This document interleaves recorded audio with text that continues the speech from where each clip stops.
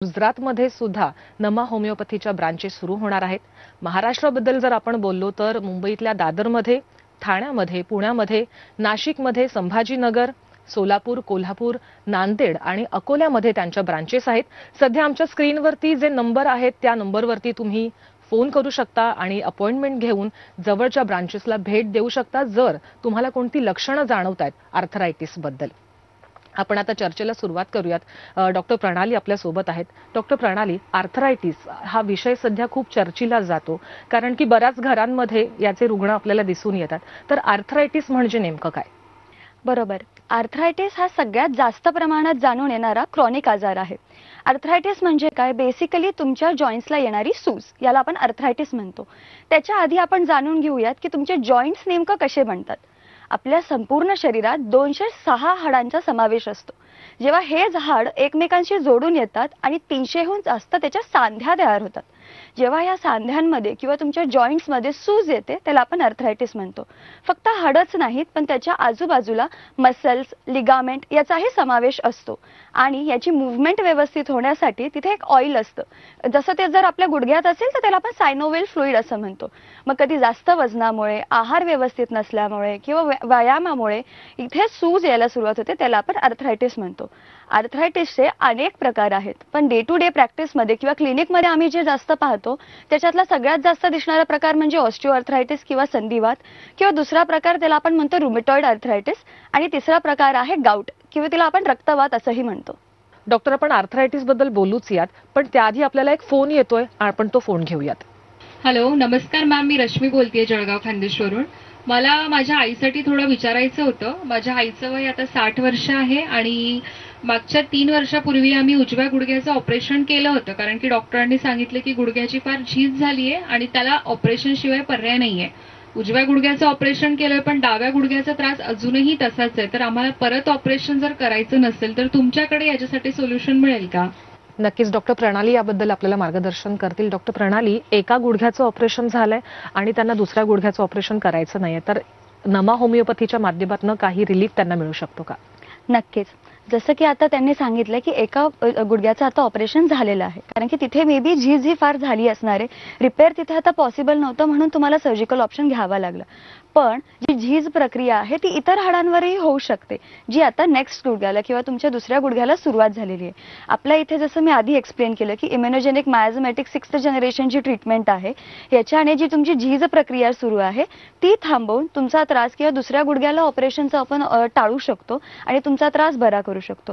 याच्या व्यतिरिक्त तुम्ही तुमच्या डे टू डे ऍक्टिव्हिटीमध्ये की खाली डिरेक्टली न बसता आधार घेऊन बसणं किंवा पायऱ्या चढताना उतरताना हळूहळू सपोर्ट घेऊन चालणं, अशी जर तुमच्या आईने हॅबिट्स वापरल्या तर तुमच्या दुसऱ्या गुडघ्याची झीज पण आपण वाचवू शकतो. त्यांच्या आहारात योग्य प्रकारचे कॅल्शियमचं, प्रोटीनचं इंटेक जर असेल आणि थोडीफार शरीराला व्यायामाची पण जर सवय ठेवली तर त्रास आपण हा प्रिव्हेंट करू शकतो. डॉक्टर प्रणाली, तुम्ही ही जी माहिती सांगताय, पण आर्थरायटिस होतो तो नेमका कशामुळे होतो? बरोबर. आर्थरायटिस ह्याचे बरेचसे कारण आहेत पण सगळ्यात कॉमनली दिसणारे कारण म्हणजे, सगळ्यात महत्त्वाचं कारण म्हणजे असंतुलित वजन, ज्यांचा लठ्ठपणा, असंतुलित आहार असल्यामुळे की शरीराला व्यायामाचा अभाव असल्यामुळे जेव्हा वजन वाढतं तेव्हा हा सगळा भार तुमच्या सांध्यांवर येतो आणि सांध्यांची तिथे झीज व्हायला सुरुवात होते आणि आर्थरायटिसचा त्रास तुम्हाला होऊ शकतो. दुसरा महत्त्वाचं कारण म्हणजे असंतुलित आहार, म्हणजे जेव्हा तुमचा डाएट हा बॅलन्स्ड नाहीये, योग्य प्रकारचे त्याच्यात मिनरल्स, व्हायटमिन्स, प्रोटीन्स किंवा कॅल्शियमचा इंटेक जेव्हा तुमचा नसेल तर तुम्हाला आर्थरायटिसचा त्रास हा होऊ शकतो. याशिवाय महत्त्वाचं कारण आहे हॉर्मोनल इम्बॅलन्स. स्त्रियांमध्ये रजोनिवृत्तीनंतर किंवा मेनोपॉज नंतर होणारा कॅल्शियम इम्बॅलन्स किंवा थायरॉइड डिसऑर्डर्स, PCOD या आजारानंतर होणारा कॅल्शियम डेफिशियन्सीज मुळे पण तुम्हाला आर्थरायटिसचा त्रास होऊ शकतो. कित्येकदा ऍक्सिडेंट्स नंतर किंवा इंजुरी नंतर जेव्हा ती जखम व्यवस्थित भरत नाही किंवा तुमचे हाड जेव्हा तेव्हा वीक होऊन जातात तेव्हा सुद्धा तुम्हाला आर्थरायटिसचा त्रास होऊ शकतो. सगळ्यात महत्त्वाचं कारण म्हणजे अनुवंशिकता. जर तुमच्या फॅमिली हिस्ट्रीमध्ये कोणाला आर्थरायटिसचा त्रास आहे तर तो तुमच्या नेक्स्ट जनरेशन्समध्ये पण हा त्रास होऊ शकतो. डॉक्टर प्रणाली, आजकाल आपण बघतो की स्त्रियांमध्ये 40 नंतर किंवा 50 नंतर मानदुखी, पाठदुखी, कंबरदुखी, म्हणजे स्त्रियांमध्येच नाही तर पुरुषांमध्ये सुद्धा ही लक्षणं दिसून येतात आणि लहान मुलांमध्ये पण आता ती दिसायला लागली आहेत. तर हा सगळा प्रकार म्हणजे आर्थरायटिसचा एक प्रकार असू शकतो का? हो, नक्कीच.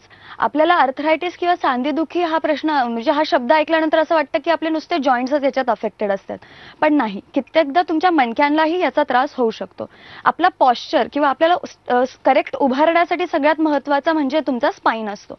पण जेव्हा जास्त काळ एका ठिकाणी आपण उभा राहतो किंवा वजन जास्त उचललं जातं किंवा व्यवस्थित आराम न घेता जेव्हा आपण काम करतो तेव्हा तुमच्या मणक्यांची पण झीज व्हायला सुरुवात होते. जसं मी आधी सांगितलं की कॅल्शियम डेफिशियन्सीजमुळे तुमचे मणकेही वीक होऊन तिथले मणक्यांची पण गॅप होऊ शकते आणि जी खालची गादी असते त्यांना सूज येऊ शकते. याच्यामुळे तुम्हाला मान, पाठ, कंबरदुखीचे लक्षणं जाणवून येऊ शकतात. कित्येकदा जर हा त्रास लवकरात लवकर ट्रीटमेंट घेतली नाही किंवा तात्पुरता त्याच्यासाठी वेदनाशामक गोळी घेऊन तो त्रास जर मॅनेज केला तर पुढे त्याची स्टेज ह्याच्यापर्यंत जाते की हातापायांना मुंग्या येणे, पायाला बधिरत्व जाणवणे, पाय जड पडणे अशी सुद्धा लक्षणं आपल्याला जाणवून येऊ शकतात. या त्रासाला आपण मेडिकल टर्म्समध्ये स्पॉन्डिलिसिस असं म्हणतो. जर हा त्रास तुमच्या मानेच्या एरियामध्ये असेल तर त्याला आपण सर्वायकल स्पॉन्डिलिसिस म्हणतो आणि हा त्रास जर तुमच्या कमरेच्या एरियात असेल तर त्याला आपण लंबार स्पॉन्डिलिसिस म्हणतो. जसं तुम्ही आता मेन्शन केलं की लहान मुलांमध्ये पण कित्येकदा आता हा लक्षणं दिसून येतं किंवा तरुण वयोगटात सुद्धा हे लक्षणं दिसून येतात. तर याला ऑटो इम्युन प्रकार आहे लंबार स्पॉन्डिलिसिसचा. त्याला आपण अँकोलायझिंग स्पॉन्डिलिसिस असं म्हणतो. या त्रासात हा त्रास तरुण वयोगटात जास्त दिसून येतो. मानपाट कंबरदुखी हे फार लहान वयात जाणून येते. हातापायाची मूव्हमेंट ही व्यवस्थित होत नाही, स्टिफनेस येते मूव्हमेंटमध्ये. त्यामुळे हा त्रास खूप जास्त धोकादायक आहे आणि लवकरात लवकर ट्रीटमेंट घेणं फार गरजेचं आहे. आणि या त्रासामध्ये जेव्हा आपण रक्ताची चाचणी करतो पेशंटची त्याच्यामध्ये आपल्याला HLA-B27 हा पॉझिटिव्ह आढळून येतो. जसं मी आता सांगितलं की ह्या त्रासामध्ये ऑटो इम्युन आहे, याचं कारण ऑटो इम्युन आहे. तर याच्यासाठी आपल्याला अशा ट्रीटमेंटची गरज आहे जिथे तुमची इम्युनिटी जी आहे जी वीक झालेली आहे ती स्ट्रॉंग होऊन आणि तुमचा त्रास हा मुळापासून बरा होण्यासाठी नमा होमिओपॅथीमध्ये आम्ही इम्युनोजेनिक मायझोमॅटिक 6th जनरेशन ट्रीटमेंटचा उपयोग करतो. जेणेकरून तुमची जी इम्युनिटी वीक होऊन स्वतःच्याच जॉईंट्सच्या विरोधात काम करू लागलीये ती सुधारून तुमचा त्रास हा मुळापासून बरा होऊ शकतो. डॉक्टर प्रणाली, आर्थरायटिसमध्ये पण आणखी काही प्रकार आहेत. हे प्रकार नेमके कोणते त्याच्याबद्दल थोडी माहिती सांगू शकतात का? हो, नक्कीच. आर्थरायटिसचे खूप जास्त प्रकार आहेत. पण जे क्लिनिकमध्ये किंवा डे टू डे प्रॅक्टिसमध्ये जे आम्ही जास्त पाहतो आज आपण त्याच्याविषयी माहिती घेऊयात. सगळ्यात कॉमनली दिसणारा प्रकार म्हणजे ऑस्टिओ आर्थरायटिस. जसं त्याचं नाव आहे, ऑस्टिओ म्हणजे बोन, म्हणजे जेव्हा तुमचं हाड वीक होतंय, कॅल्शियम कमतरता झाल्यामुळे तुमची हाडं ठिसूर होऊन त्याचे बारीक बारीक तुकडे व्हायला सुरुवात होतात आणि त्यानंतर होणारी झीज प्रक्रिया आणि त्याच्यानंतर येणाऱ्या सुजेला आपण ऑस्टिओ आर्थरायटिस असं म्हणतो. या त्रासाचं वैशिष्ट्य हे आहे की हा त्रास तुमच्या मोठ्या सांध्यांपासून सुरू होतो. जसे की तुमचे गुडघे, तुमचा खुबा, तुमचा खांदा हा जास्त या त्रासात अफेक्टेड होतो. जे पेशंट्स मी डे टू डे आता प्रॅक्टिसमध्ये बघते ते बोलतात की मॅडम चालताना मला जास्त त्रास होतोय, पायऱ्या चढताना उतरताना मला गुडघे दुखतायत आणि तेव्हा त्रास होतोय. कित्येकदा खाली बसताना किंवा उठताना गुडघ्यातनं कटकट असा आवाज येतोय. आणि बरेच जणांचं एक सगळ्यात कॉमन कंप्लेन ही असते की माझ्या घरातले सगळेजण खाली मांडी घालून जेवायला बसू शकतात पण मला ते शक्य होत नाही, मला खुर्चीचा आधार घ्यावा लागतो. कारण की इथे तुमच्या गुडघ्यांची झीज झालेली असते.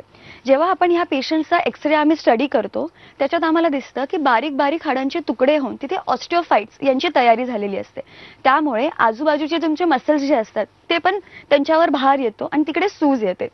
आणि गुडघ्यामध्ये असलेलं सायनोव्हेल फ्लुइड जे एक तेलासारखं काम करतं, तुमच्या गुडघ्याची मूव्हमेंट व्यवस्थित असण्यासाठी ते काम करत असतं, त्याचाही प्रमाण कमी होत जातं. त्यामुळे गुडघ्या किंवा हाडांची एकमेकांवर घर्षण होऊन तिथे झीज व्हायला सुरुवात होते. कित्येकदा हे लक्षणं जेव्हा सुरुवातीला जाणवून येतात तेव्हा आपण नॉर्मल एक वेदनाशामक गोळी मॉडर्न सायन्सची हेल्प घेऊन तात्पुरता तो त्रास बरा वाटतो.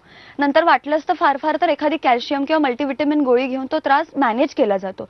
पण जी आत झालेली झीज प्रक्रिया आहे ती तशीच राहते. जर वेळेत ती झीज प्रक्रिया नीट नाही झाली तर पुढे जाऊन तो आपण जेव्हा एक्झामिन करतो किंवा जेव्हा आम्ही क्लिनिकमध्ये एक्झामिनेशन करतो तो गुडघा हात लावल्यानंतर गरम लागायला लागतो. नंतर पेशंटला तो पाय वाकवणं अशक्य होऊन जातं, पाय सरळ करण्याशिवाय त्यांच्याकडे काही उपायच राहत नाही. अशा स्टेजेसला शस्त्रक्रियेशिवाय काही पर्याय उरत नाही आणि नी रिप्लेसमेंट हा ऑप्शन राहतो. त्यासाठी जर तुम्हाला वेळेत असे लक्षणं दिसत असतील तर लवकरात लवकर तुम्ही अशी औषधांची गरज आहे जिथे तुमचं मूळ कारण जे आहे तो शोधून तिथे ट्रीटमेंट झाली पाहिजे आणि जी जी झीज प्रक्रिया होतीये, जिथे तुमची हाडं ठिसूळ झाली आहेत, ते रिपेअर होऊन तुमचा आजार जो आहे त्या स्टेजवर थांबून रिपेअर प्रोसेस व्हायसाठी तुम्ही लवकरात लवकर प्रयत्न केला पाहिजे. यासाठीच नम्मा होमिओपॅथीमध्ये आम्ही इम्युनोजेनिक मायाझमेटिक 6th जनरेशन ट्रीटमेंटचा आम्ही स्टार्ट केलेला आहे. त्याचा अर्थ काय आहे?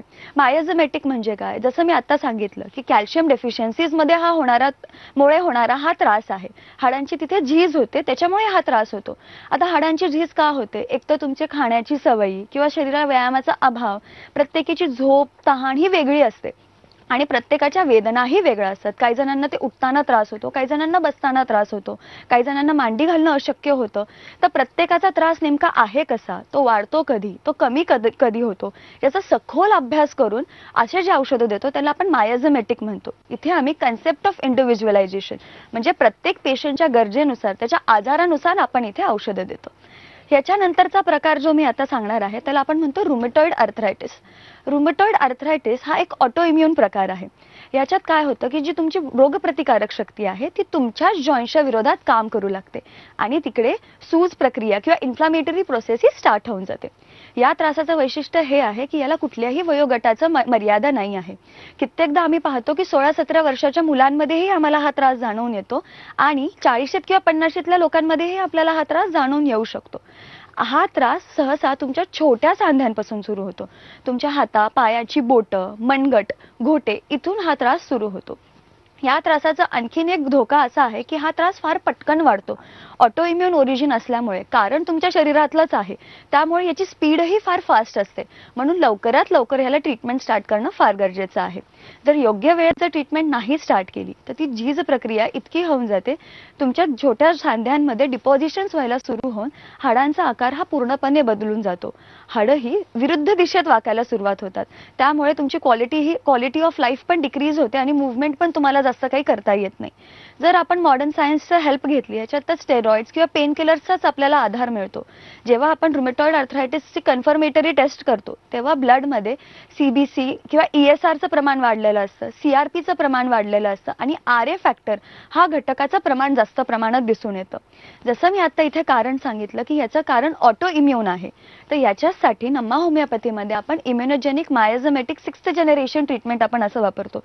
येथे तुमची इम्युनिटी जी कमकुवत झाली आहे, जी स्वतःच्या जॉईंटच्या विरोधात काम करू लागली आहे, ती टेंडन्सी ब्रेकडाऊन करण्याचं आपल्या इथे काम होतं. आणि दुसरी गोष्ट जी महत्त्वाची मी सांगितली की हा त्रास यंग जनरेशनमध्ये पण दिसून येतोय आणि 40च्या आणि 50च्या लोकांमध्येही हा त्रास तितक्याच इझिली सापडतोय. म्हणून 6th जनरेशन मेडिसिन्स जे प्रत्येक एज ग्रुपला हेल्प होतील आणि त्रास हा मुळापासून बरा होईल याच्यासाठी आपली मदत होते. जसं मी आधी इंट्रोडक्शनमध्ये किंवा सुरुवातीला मी सांगितलं की सगळ्यात पुढचा महत्त्वाचं कारण म्हणजे गाऊट. गाऊट म्हणजे काय? जेव्हा शरीरात युरिक ॲसिडचं प्रमाण जास्त वाढतं. युरिक ॲसिड सहसा लघवी वाटे हे शरीराच्या बाहेर काढलं जातं, पण जेव्हा तुमचा आहार व्यवस्थित नाहीये, मद्यपान, धूम्रपान याची जर सवय असेल तर हा युरिक ॲसिड तुमच्या रक्तात साचू लागतं आणि हे तुमच्या बारीक छोट्या जॉईंट्सवर जाऊन अफेक्ट करायला लागतं. हा त्रास सहसा तुमच्या पायाच्या मोठ्या अंगठ्यापासून जास्त सुरू होतो. पायाचा अंगठा हा टम्म लाल फुगून होतो आणि वेदना ह्या असह्य असतात.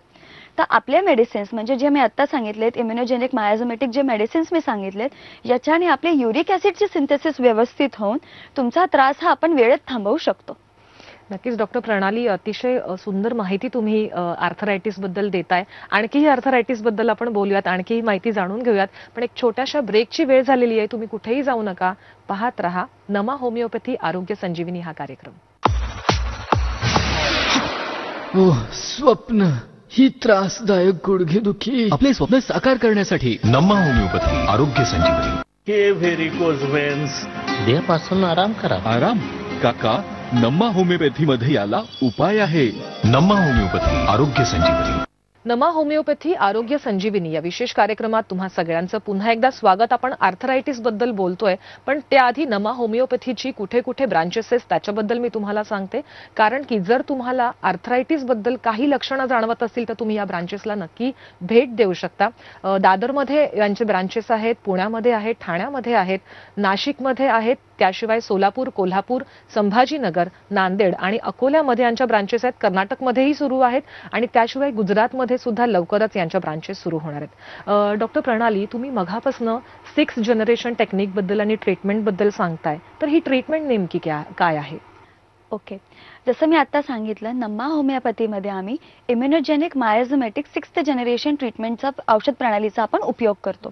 तर इम्युनोजेनिक म्हणजे काय? आजार कोणताही असो, ती साधी सर्दी असेल की मोठ्यात मोठा कॅन्सर असेल, त्याला फाईट बॅक करण्यासाठी सगळ्यात महत्त्वाची असते तुमची रोगप्रतिकारक शक्ती.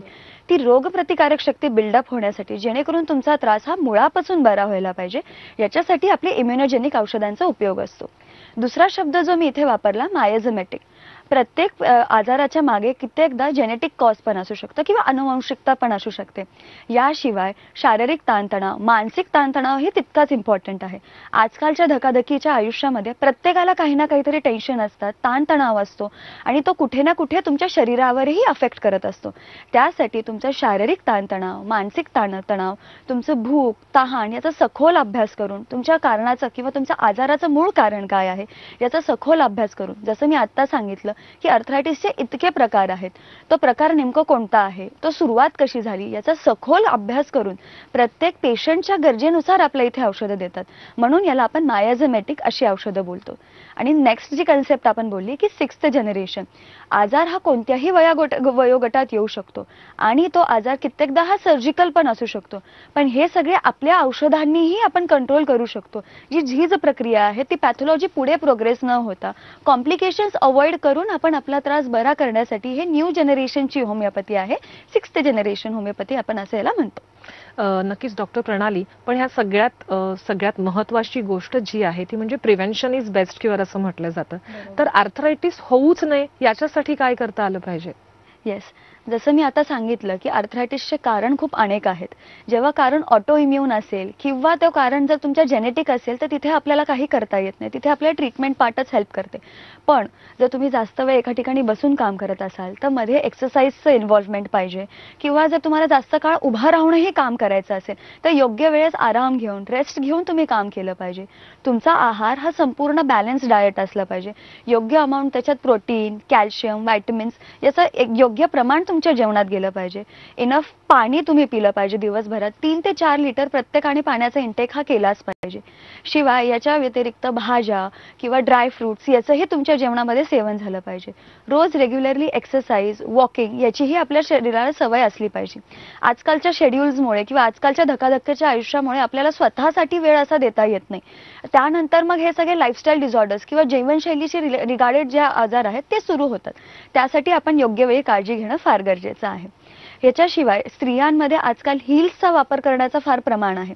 जेव्हा तुम्ही अतिरिक्त काळ हिल्स वापरतात तेव्हा तुमच्या पायाच्या टाचांवर पण प्रेशर येतो आणि तिथे सुद्धा तुम्हाला कॅल्किनियल स्पर असाही त्रास होऊ शकतो. जिथे तुमचा पायाचा जो घोटा असतो तिथे झीज होऊन बारीक बारीक तुकडे सुरू होतात. हा त्रास प्रिव्हेंट करण्यासाठी योग्य ते आराम करून किंवा हिल्सचा वापर टाळून सुद्धा तुम्ही हा त्रास प्रिव्हेंट करू शकता. डॉक्टर प्रणाली, आणि सगळ्यात महत्त्वाचं तुम्ही आहाराबद्दल बोलताय, तर जंक फूडचा आणि कार्बोनेटेड ड्रिंक्सचा किती इफेक्ट आर्थरायटिसवरती होतो? हो, नक्कीच. जे आपण कार्बोनेटेड ड्रिंक्स आजकाल खूप जण कन्झ्युम करतात ते काय करतात, तुमच्या बोन्समधनं जो कॅल्शियम आहे त्याचं ॲब्झॉर्प्शन करून घेतं आणि ते व्यवस्थित कॅल्शियम आपल्या हाडांमध्ये राहत नाही. त्याच्यामुळे तुमच्या बोनची जी डेन्सिटी आहे, ज्याला आपण हाडांची घनता म्हणतो, ती वीक होऊन हाडं कमकुवत व्हायला लागतात आणि त्याच्यामुळे आर्थरायटिसचा त्रास हा होऊ शकतो. याच कारणामुळे कित्येकदा आता आर्थरायटिसचा त्रास हा यंग जनरेशनमध्ये पण दिसायला सुरुवात झालेली आहे. आणि ह्याशिवाय जे आपण इतर जंक फूड म्हणतो किंवा जे पॅकेज फूड आपण जे वापरतो त्याच्यात खूप सारे प्रिझर्वेटिव्हचा पण उपयोग केला असतो. हे सुद्धा तुमच्या जॉईंट्सवर किंवा तुमच्या बोन डेन्सिटीवर, तुमच्या जेवणाच्या ॲब्झॉर्प्शन मध्ये पण ते अफेक्ट करतात आणि व्यवस्थित न्यूट्रिशन न मिळाल्यामुळे पण तुम्हाला हा त्रास होऊ शकतो. डॉक्टर प्रणाली ज्या पद्धतीने सांगतायत की आहार हा सगळ्यात महत्त्वाचा विषय आहे, 3 ते 4 लिटर पाणी प्यायलं पाहिजे आणि जंक फूड पूर्णतः टाळलं पाहिजे, म्हणजे तुम्ही आर्थरायटिस या रोगापासून दूर राहू शकता. डॉक्टर प्रणाली, थोडंसं थांबवते कारण की आपल्याला आणखी एक फोन येतोय, आपण त्यांच्याशी बोलूयात. बोला. नमस्कार मॅम, मी नागपूरवरून वैभव बोलतोय. गेल्या 3 वर्षापासून मी जिम स्टार्ट केली होती. तर आधी मला काही जिमिंग मध्ये काही त्रास होत नव्हता, बट गेल्या 6 महिन्यापासून मला हिप जॉईंट मध्ये पेन सुरुवात व्हायला सुरू झालेली आहे. तर मी या संदर्भात मॅडम सोबत डॉक्टरांसोबत बोलू शकतो? हो, नक्कीच बोलू शकता. डॉक्टर प्रणाली. नमस्कार वैभव, मला सांगा तुम्ही कुठल्या प्रकारच्या चाचण्या केल्या आहेत का, MRI किंवा एक्सरे काही? हो, मी डॉक्टरांनी मला जी MRI सजेस्ट केलेली मी ती केलेलं आहे. त्यात काय डायग्नोसिस वगैरे काही आलं होतं सांगता येईल तुम्हाला? मॅडम त्यांनी एव्हीएन म्हणून मला डायग्नोस केलेलं आहे आणि त्यांनी ही पण मला सांगितलेलं की पुढे जाऊन ऑपरेशन करावं लागेल आणि मला ते ऑपरेशन नाही करायचं आहे. तर आपल्याकडे यासाठी उपचार मिळू शकतो का? नक्कीच वैभव, जसं तुम्ही आता सांगितलं की AVN याला आपण अवॅस्क्युलर नेक्रोसिस असा आपण हा त्रास म्हणतो. हा आजकाल खूप कॉमन दिसतोय आजार.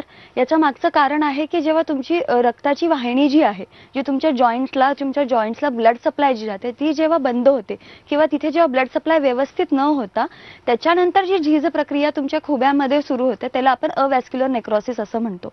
हा त्रास कित्येकदा जिममध्ये किंवा जिम नंतर वापरलेल्या स्टेरॉइड प्रोटीन्सच्या इंटेकमुळे किंवा वॅक्सिन्स किंवा इंजेक्शन्समुळे कित्येक पेशंट्सला याचा आपल्याला साईड इफेक्ट हा आपल्याला दिसून आलेला आहे. तर बरोबर आहे जे तुम्हाला सांगितलं की वेळात जर तुम्ही ट्रीटमेंट नाही घेतली तर तुम्हाला सर्जिकल ऑप्शन हा घ्यावा लागेल. पण ही जी झीज प्रक्रिया आहे ती थांबवण्यासाठी आणि जे तुमची रक्तवाहिनी नाही नीट काम करत आहे, जिथे ब्लड सप्लाय तुमचा व्यवस्थित नाही होते, ही व्यवस्थित होण्यासाठी आपल्या इथे तुम्हाला नक्कीच सहाय्यता मिळेल. तुम्ही जवळच्या आपल्या नागपूर ब्रांचला व्हिजिट करू शकता. तिथे तुमचा डिटेल केस घेऊन तुमचं योग्य केस टेकिंग घेऊन त्याच्यानुसार आपण ट्रीटमेंट नक्कीच करूयात. डॉक्टर प्रणाली, तुम्ही अतिशय छान माहिती दिली, कारण की प्रेक्षकांच्या मनामध्ये अनेक शंका असतात आणि या शंकांचं निरसन तुम्ही खूप छान पद्धतीने केलं. त्यासाठी तुमचे खूप खूप आभार. नमा होमिओपॅथी आरोग्य संजीवनी या विशेष कार्यक्रमात आता वेळ झाली इथेच थांबण्याची. नमस्कार. नमा होमिओपॅथी आरोग्य संजीवनी.